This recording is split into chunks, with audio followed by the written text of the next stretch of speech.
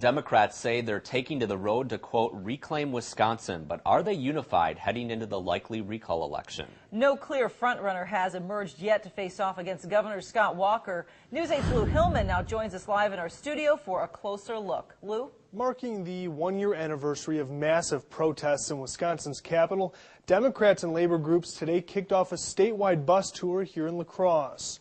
While they remain unified in their desire to see Governor Walker removed from office, they have yet to find a candidate that all can agree on.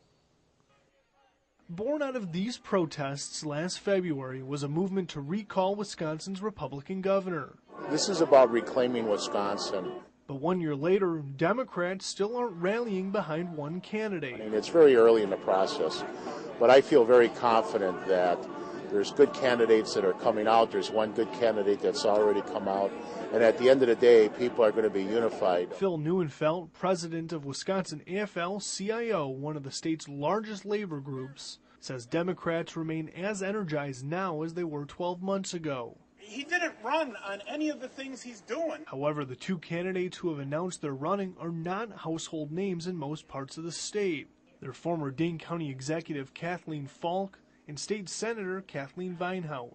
Everybody wanted Feingold to run, and he's not going to run. He was a well-known name, or Herb Cole, or, so those are names that are known across the state. Mary Speltz is the president of the AFSCME chapter that represents La Crosse County Human Services employees. Despite not seeing her top choices in the race, she's still confident that Walker can be beat.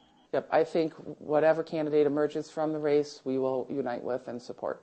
However, in a recent poll conducted by the Marquette Law School, Walker came out on top of Falk, 49 to 42%.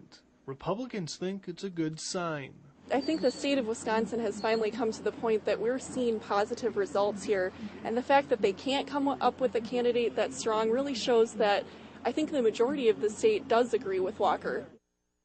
And some think there may be no other major Democratic candidates who enter the race. That's because WEAC, the state's largest teachers union, has already endorsed Kathleen Falk.